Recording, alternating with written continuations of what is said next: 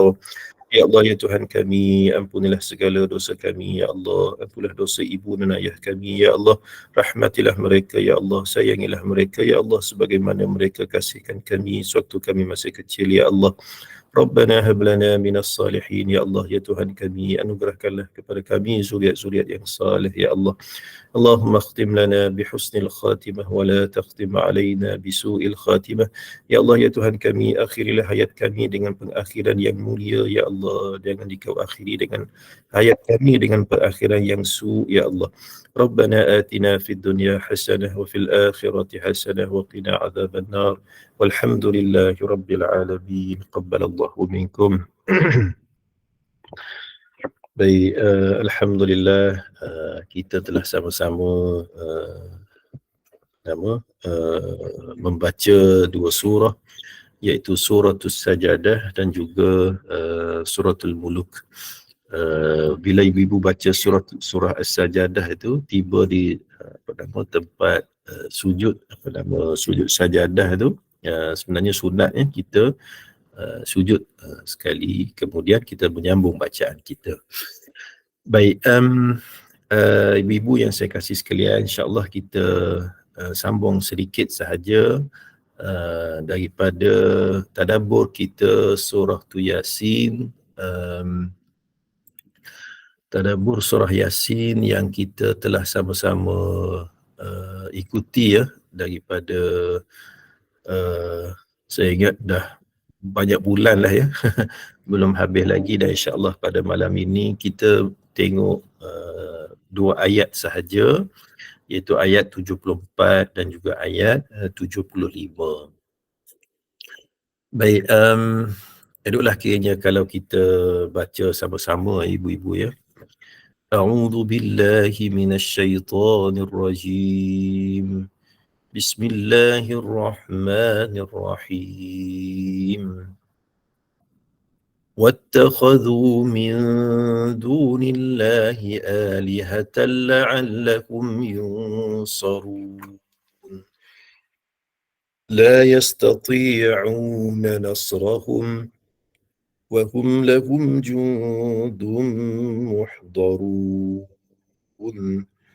صدق الله العظيم. Malam ni pendek je, kita tadabbur dua ayat sahaja, iaitu surah Yasin dan juga surah Yasin ayat yang ke-74 dan ayat yang ke-75 insya-Allah. Ayat 74 dan 75 ini sebenarnya kesinambungan lah daripada ayat-ayat yang sebelum ini ya.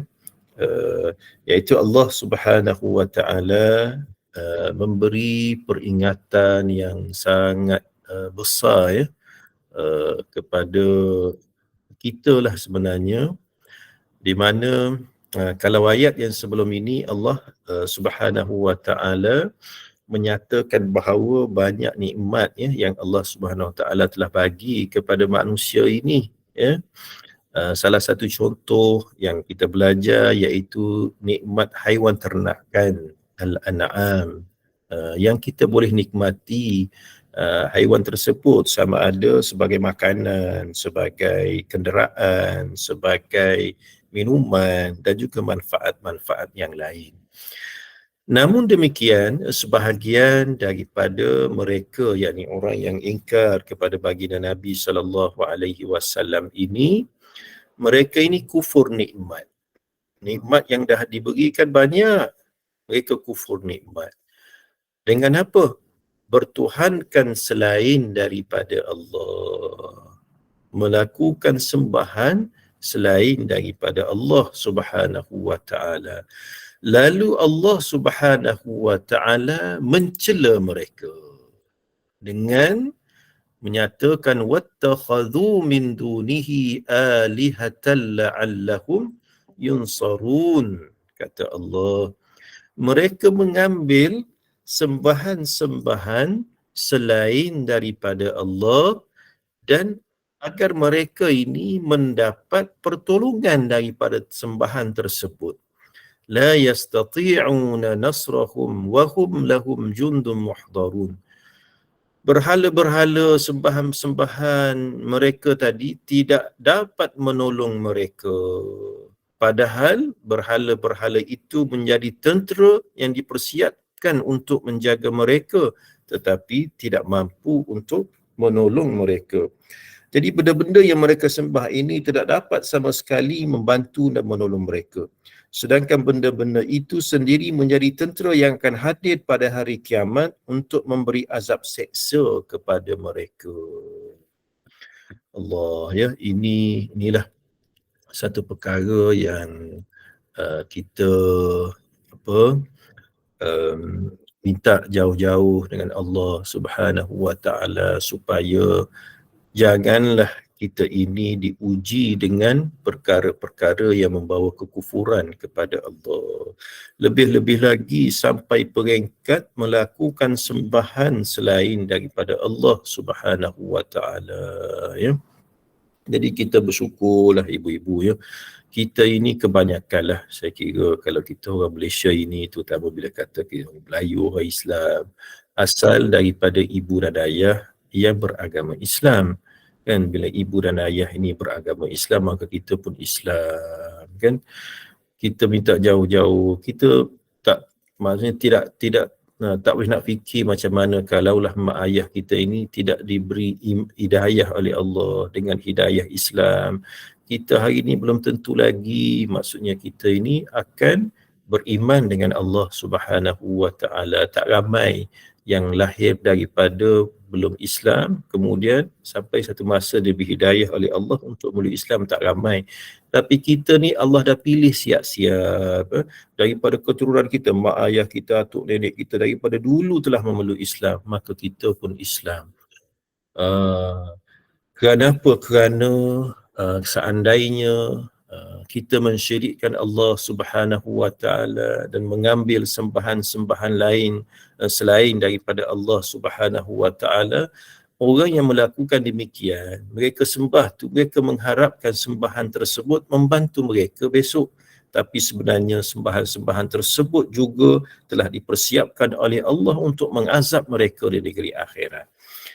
Dalam ayat ini, ya ibu-ibu, ya, Dr. Wahbah Az-Zuhaili pernah memberi komen lah, ya. Dia kata, pelbagai nikmat yang Allah Subhanahu wa taala telah berikan kepada manusia sebagaimana disebut dalam ayat-ayat yang sebelum ini, iaitu nikmat binatang ternakan tersebut, dan disuruh kepada kita ini untuk mensyukuri Allah Subhanahu wa taala dengan cara kita sembah Allah. Beriman dengan Allah Subhanahu wa taala. Sembahan kita menyembah Allah Subhanahu wa taala dengan dua cara, kata Dr. Wahbah Zuhaili. Satu, kita menyembah Allah lah. Yang kedua, kita mentaati segala perintah Allah. Ini adalah bukti kita bersyukur di atas nikmat Allah Subhanahu wa taala, kata Dr. Wahbah Az-Zuhaili. Namun kata Dr. Wahbah Az-Zuhaili, dia kata ada orang-orang yang kafir dan musyrik ini dia mengingkari kewajiban tersebut. Kita alhamdulillah, kita tak engkar, kita menyembah Allah dan kita taat pada perintah Allah. Lalu orang kafir musyrik ini kufur. Kufur di atas nikmat tersebut, tetap bertahan dalam kesesatan dan enggan menyembah Allah Subhanahu wa taala. Tapi sebenarnya, kata Dr. Wahbah Zuhaili, sembahan tersebut tidak mampu memberi sedikit manfaat ataupun mudarat sekalipun. Kerana yang disembah itu jugalah makhluk Allah Subhanahu wa taala. Jadi menyembah berhala, menyembah patung ini sejarah dia dah lama berlaku, ya. Kalau kita buka dalam buku-buku catatan Al-Imam Al-Imam At-Tabari juga ada menyebut, kan, setelah Nabi Adam ini dan Hawa dihantar ke bumi, maka lahirlah zuriat-zuriat Nabi Adam alaihissalam hidup di dunia ini sehinggalah sampai kepada beberapa generasi. Sebahagian menyebut generasi yang ke-6, yang ke-7 selepas daripada generasi Nabi Idris alaihissalam masuk kepada generasi Nabi Nuh alaihissalam, ya. Ada dalam kalangan generasi tersebut 5 orang yang sangat alim, yang sangat hebat, menjadi rujukan kepada mereka semua. Akhirnya ulama ini meninggal. Bila meninggal, pengikut-pengikutnya melukis lakaran jasad, lukisan kelima-lima orang yang soleh ini. Lama-lama selepas itu bisikan daripada iblis, kerana iblis ini tugas dia ialah menyesatkan manusia. Selepas itu generasi-generasi selepas itu asalnya dilukis tersebut wajah-wajah ukiran-ukiran 5 orang soleh tersebut sebagai kenangan sahaja, kan. Tetapi akhirnya bila generasi selepas daripada itu dah tak tahu, akhirnya mendapat pujukan daripada iblis, laknatullah, sehingga mereka membina patung. Asalnya dibina patung tersebut itu pun hanya sekadar kenangan, tapi selepas beberapa generasi dipujuk oleh iblis, laknatullah, akhirnya mereka ini menyembah sehinggalah di zaman Nabi Nuh alaihi salam, sehingga berlaku banjir besar, ranap habis semua. Datang pula generasi selepas itu, generasi Nabi Ibrahim alaihissalam pun ada yang menyembah berhala, sampailah generasi Nabi Muhammad sallallahu alaihi wasallam sampai sekarang. Dan mereka ni mempertahankan sembahan mereka, kan. Jadi mereka yang menyangka dengan sembahan tersebut itulah yang akan membantu mereka mendapatkan hajat-hajat mereka atas dunia, sampailah bila mereka meninggal pun mereka mengharapkan sembahan-sembahan itulah yang akan membantu mereka. Tapi sebenarnya Allah, sembahan-sembahan tersebut hanyalah makhluk Allah Subhanahu wa taala yang tidak mampu memberi sedikit mudarat sekalipun, malah tidak mampu memberi manfaat sekalipun. Kenapa mereka yakin, sebagaimana disebut oleh ulama kita An-Nawawi Al-Bantani, dia kata mereka menyembah selain daripada Allah sebab berkeyakinan bahawa sembahan tersebut akan mampu menolong mereka dari azab Allah. Ini disebut dalam disebut dalam surah Yunus ayat yang ke-18 tu, kalau ibu-ibu buka, wa ya'buduna min dunillahi ma la yadurruhum wa la yanfa'uhum wa yaquluna haula'i syufa'auna 'indallah. Dan mereka ini menyembah selain daripada Allah apa yang tidak dapat mendatangkan mudarat kepada mereka dan tidak pula memberi manfaat. Qul atunabbi'una Allah bima la ya'lamu fis samawati wa la fil ardi subhanallahi amma yusyrikun. Mereka ni berkata mereka itu memberi syafaat kepada mereka di sisi Allah. Katakanlah, apakah kamu mengabarkan kepada Allah apa yang tidak diketahui baik di langit dan di bumi? Maha suci Allah yang maha tinggi dari apa yang mereka persekutukan itu. Jadi itulah ibu-ibu, betapa pentingnya satu benda yang sangat besar lah dalam seluruh kehidupan kita ini, satu nikmat yang sangat besar yang patut kita bersyukur, iaitu nikmat agama. Nikmat agama.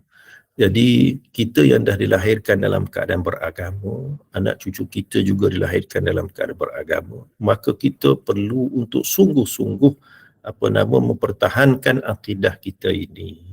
Dengan caranya macam mana, ibu-ibu, dengan cara kita belajar. Dan saya difahamkan dalam siri-siri kuliah yang ibu-ibu selalu hadir dalam online ini, ada juga kuliah-kuliah akidah. Hadirlah, kan, kerana rosak akidah kita maka kita hilang segala-galanya.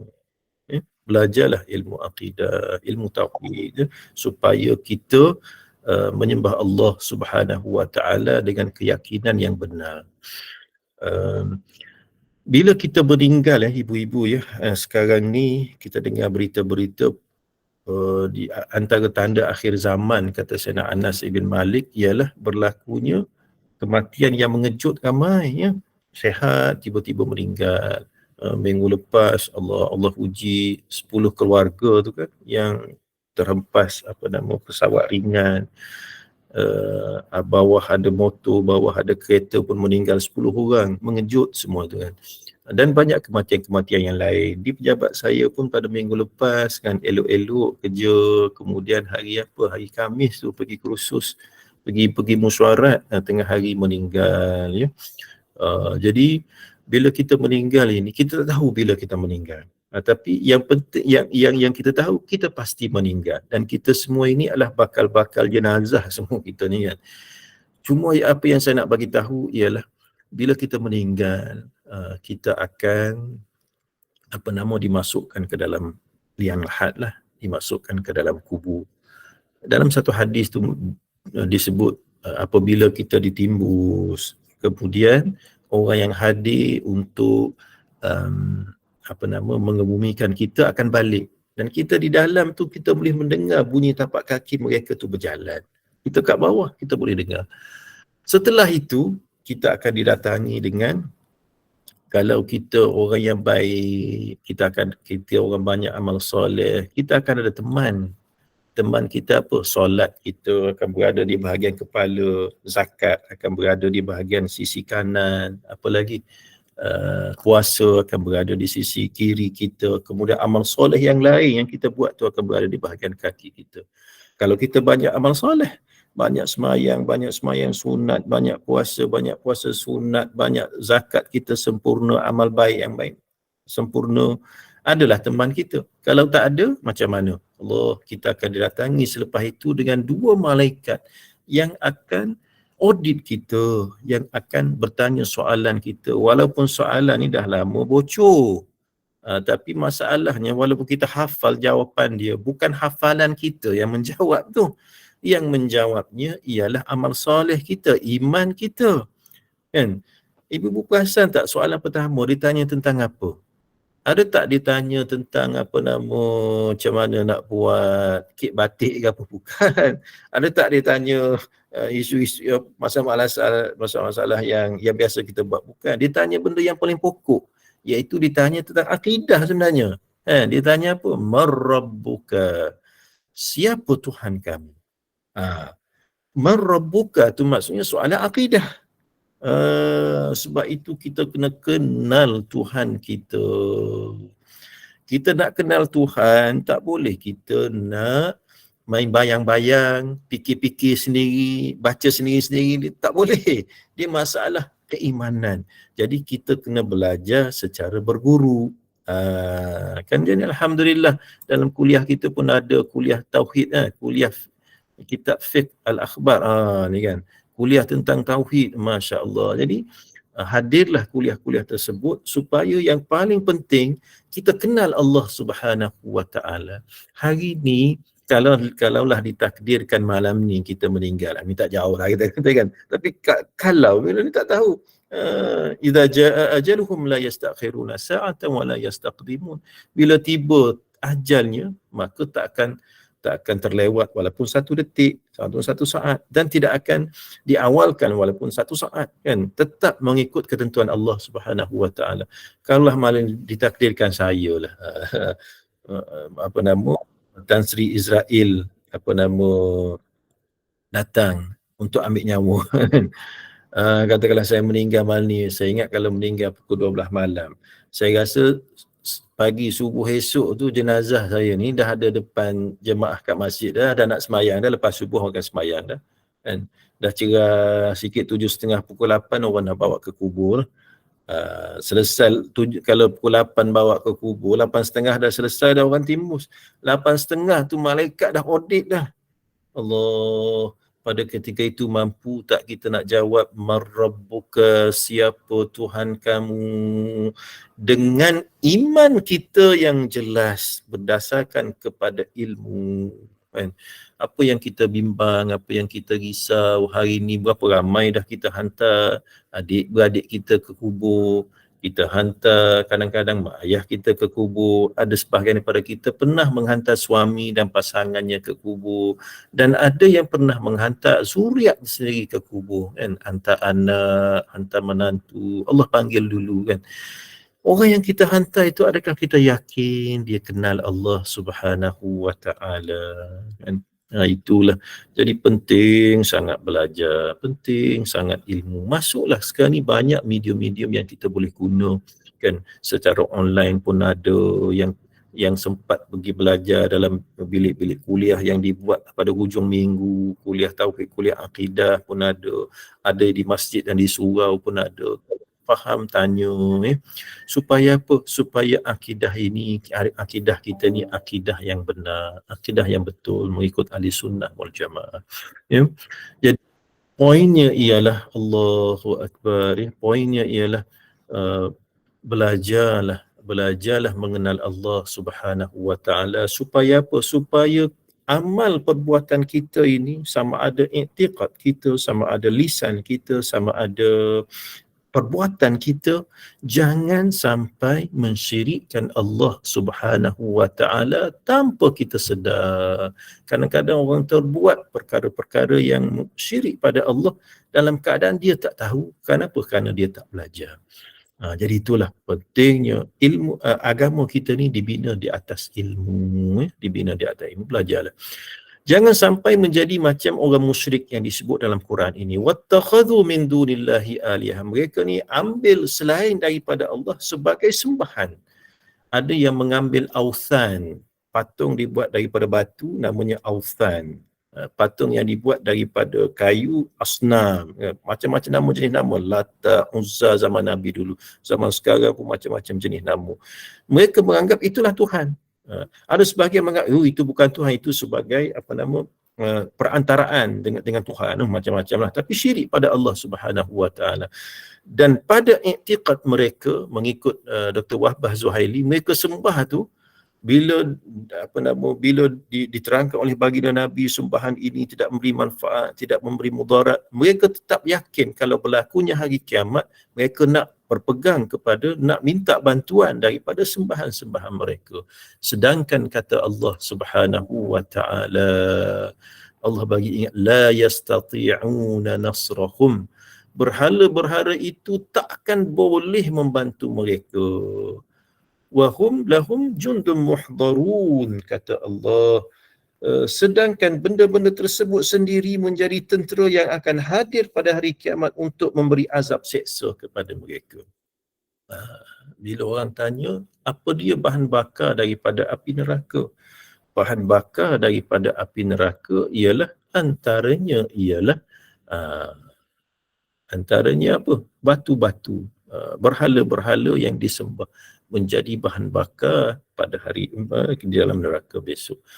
Allah, itu yang kita takut, itu yang kita bimbang, itu yang kita risau, ya. Jadi mudah-mudahan kita tengok suara Ustaz. Ya, Ustazah tak dengar suara? Dengar Ustaz, mungkin masalah. Okey Ustaz, okey. Oh, Ustaz, okey. minta maaf kalau tak dengar, tapi di tempat saya tempat saya okey. Jadi itulah tadabbur kita pada malam ini. Kita ambil pengajaran yang pertama, iaitu yang pertama sekali kita kena berusaha sedaya mungkin untuk kenal Allah melalui ilmu yang kita belajar melalui kuliah-kuliah tauhid dan sebagainya. Yang kedua, kita hendaklah sedaya mungkin berusaha untuk menjaga akidah kita, dan kita sentiasa berdoa kepada Allah Subhanahu wa taala supaya sentiasa diberi petunjuk di atas jalan hidayah. Kan? Sebab itu dalam sembahyang kita tu kita duk baca ihdinas siratal mustaqim. Ya Allah, tunjukkanlah kami ni jalan yang lurus. Kita ni berada bukan jalan lurus lagi ke jalan agama? Tak. Kita telah berada jalan yang lurus, tapi kita sentiasa minta supaya kita ini diberi petunjuk oleh Allah, supaya kita ni diberi kekuatan oleh Allah, supaya kita ini diberi sentiasa mendapat hidayah dan petunjuk serta taufik daripada Allah Subhanahu wa taala untuk kekal berada di atas jalan agama. Kan? Jalan hidayah ini. Jadi waktu kita semayang tu ibu-ibu, ya, waktu kita baca ihdinas siratal mustaqim, biarlah kita baca dengan penuh penghayatan kita lah. Sebab itu dalam mazhab kita Syafi'i yang ibu-ibu belajar fiqh tu kan, bila tiba di rukun qauli, kita kena baca dengan orang Kelantan kata butir lah, maksudnya baca dengan sekurang-kurang kita ni boleh dengar kalau pendengaran kita elok lah. Jangan pula kita baca rukun qauli tu yang 4 tu, takbiratul ihram, Fatihah, apa nama, tasyahud akhir, selawat ke atas Nabi dan bagi salam tu, jangan sampai ada setengah dia baca Fatihah ni dia macam tak dengar pun, bismillah waladhdall waladhdall dia dengar. Kita baca biar clear lah, sekurang-kurang kita boleh dengar, jangan kuat sangat. Jangan kuat sangat. Sebab tu bila kita baca Fatihah tu, ihdinas siratal mustaqim, biar hadirlah hati kita tu, ya Allah tunjukkanlah kami ni ya Allah jalanmu yang lurus ya Allah. Biar hadir, kita minta dengan Allah. Dan kita minta supaya kita dijauhkanlah daripada perkara-perkara syirik, ya, kerana besar dia punya balasan Allah. Yang membezakan antara ahli syurga dengan ahli neraka ialah iman dan kufur. Tu kan, orang yang beriman ini walaupun sebiji zarah, sebesar zarah iman dalam hati, dia akan ke syurga juga, tapi teruklah di azab neraka. Kita pun kita nak tak nak kita ke neraka, tapi nak bagi tahu bahawa besarnya nikmat iman tersebut. Sebaik mana kita atas dunia ini, tapi syirik pada Allah tak ada makna. Ramai kita tengok orang yang bukan Islam, baik dia, cara bercakapnya bagus kan, suka tolong orang, banyaklah benda yang baik-baik. Kita malu kadang-kadang, tapi kesian dia tidak beriman kepada Allah Subhanahu wa taala. Bila tidak beriman kepada Allah, di mana nak letak pahala kebaikan tersebut? Tak ada, tak boleh nak letak, tak ada akaun dia. Jadi kita yang telah dibuka akaun oleh Allah turun-temurun kita sebagai Islam ini, yang pertamanya ialah kita kena jaga akidah kita. Yang kedua, kena belajarlah supaya akidah kita akidah yang benar. Kepercayaan kita ni kepercayaan yang berada di atas jalan ilmu. Dan sentiasa berdoa kepada Allah Subhanahu wa taala supaya kita ni sentiasa diberi petunjuk, sentiasa diberi inayah pertolongan, sentiasa diberi taufik jalan-jalan memudahkan kita untuk menunaikan kewajipan dan ketaatan kita kepada Allah melalui jalan akidah yang benar ini. Jadi itulah ya, ibu-ibu, sedikit tadabbur kita pada malam ini, mudah-mudahan memberi manfaat kepada kita semua, kepada diri saya terutamanya dan kepada kita semua, betapa pentingnya kita menjaga akidah kita, betapa pentingnya kita belajar berkaitan dengan kepercayaan kepada Allah Subhanahu wa taala, keimanan kita, kerana itulah yang akan membantu kita untuk selamat kehidupan kita di dunia dan selamat kehidupan kita sampai ke negeri akhirat. Ya ibu-ibu ya. Jadi saya kira memadailah dulu sedikit tadabbur kita pada malam ini. Mudah-mudahan memberi manfaat lah ya kepada kita semua, insya-Allah. Ya. Di kita punya ni ada kuliah-kuliah tauhid, kuliah ni kan, kuliah akidah ada kan Ustazah kan? Ada Ustaz. Ada Ustaz. Ada Ustaz. Alhamdulillah. Jadi ikutilah kuliah-kuliah tersebut kerana dia insya-Allah akan membimbing kita bagaimana untuk kita menyatakan keimanan yang benar kepada Allah Subhanahu wa taala. Jadi saya kira memadai dulu ibu-ibu ya setakat ini untuk malam ini. Apa yang baik datangnya daripada Allah, yang terkurang secara bahasa adat dan adab nilah ya, disandarkan kepada kelemahan diri saya. Aqulu qawli hadha wa astaghfirullahal azim li wa lakum. Wassalamu alaikum warahmatullahi wabarakatuh. Waalaikumsalam warahmatullahi taala wabarakatuh. Terima kasih kepada Al-Fadhil Ustaz Dr. Nur Razi bin Radi kerana sudi bersama-sama kita untuk membacakan surah As-Sajdah, Al-Mulk serta tadabbur surah Yasin ayat 74 dan 75 sebentar tadi. Semoga kita mendapat ilmu ibrah daripada apa yang Ustaz huraikan tadi. Terima kasih juga kepada para jemaah yang setia bersama-sama dari awal hingga akhir majlis. Semoga kita mendapat ilmu yang barakah, kefahaman atas apa yang dipelajari dan memanfaatkannya dalam kehidupan kita seharian. Dan kita berharap semoga kita diberi peluang lagi untuk bersama-sama dengan Al-Fadhil Ustaz pada masa yang akan datang. Baiklah, sebelum itu saya ingin memaklumkan kepada para jemaah sekalian, selepas ini kita ada slot kelas bahasa Arab oleh Al-Fadil Ustaz Muhammad Azhar bin Ibrahim Rasidi pada link yang sama. Jadi kepada yang berkelapangan, saya mohon terus kekal untuk bersama-sama kita selepas ini. Baiklah, sebelum berpisah, saya serahkan semula majlis kepada Al-Fadil Ustaz untuk menutup majlis dengan tasbih kafarah dan suratul As. Dengan segala hormatnya dipersilakan. Ya, baik, terima kasih Ustazah. Kita tangguhkan dulu ya slot kita tadabbur Quran pada malam ini dengan membaca suratul Asri dan tasbih kafarah. Bismillahirrahmanirrahim. Wal asri innal insana lafi khusrin illa alladhina amanu wa amilus salihat wa tawasaw bil haqqi wa tawasaw bis sabr. سبحانك اللهم وبحمدك أشهد أن لا إله إلا أنت أستغفرك وأتوب إليك. السلام عليكم ورحمة الله وبركاته. Saya minta dulu ya. Assalamualaikum warahmatullahi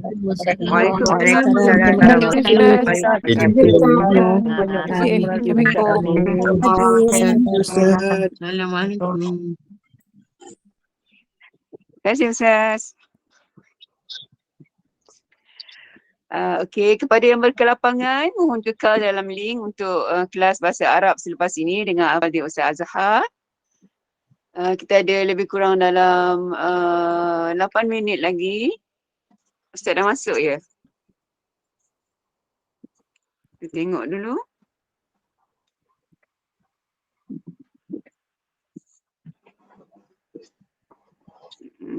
Belum. Belum ke? Belum ya? Belum. Ada 8 minit lagi lebih kurang. Jadi mohon kekal lah dalam link yang sama. Kak Ainun dah ada? Okey, boleh. Terima kasih Kak Ros. Pas button pada Hajar Ainun. Okey, baik. Terima kasih. Nanti sementara kita tunggu Ustaz masuk, kita berselawat dulu ya. Sebentar saya share dia punya.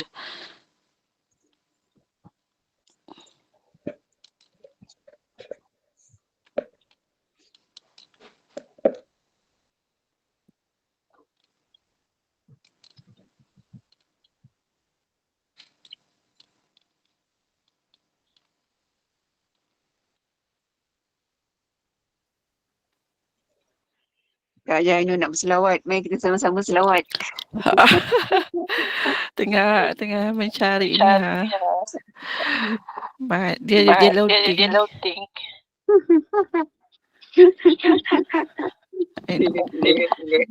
Itulah.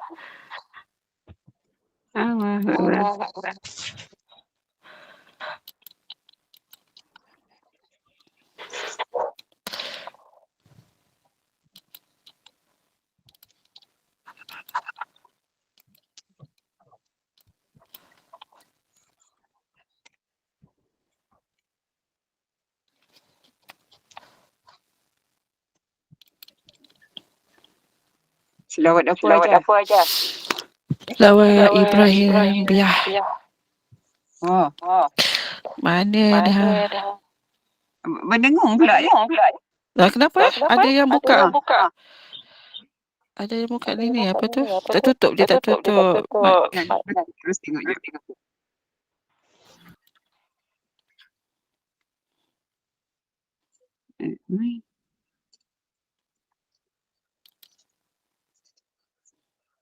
Tak ada pula. Oh, okey dah tu. Okey dah kan?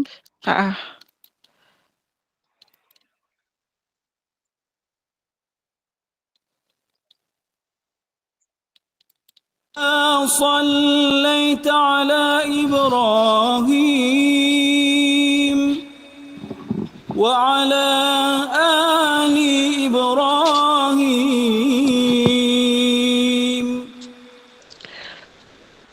وبارك على محمد وعلى آل محمد كما باركت على إبراهيم وعلى آل إبراهيم في العالمين إنك حميد مجيد. اللهم صل على محمد وعلى آل محمد كما صليت على إبراهيم وعلى آل إبراهيم وبارك على محمد وعلى آل محمد كما باركت على إبراهيم وعلى آل إبراهيم في العالمين إنك حميد مجيد. اللهم صل على محمد وعلى آل محمد كما صليت على إبراهيم وعلى آل إبراهيم وبارك على محمد وعلى آل محمد كما باركت على إبراهيم وعلى آل إبراهيم في العالمين إنك حميد مجيد. اللهم صل على محمد وعلى آل محمد كما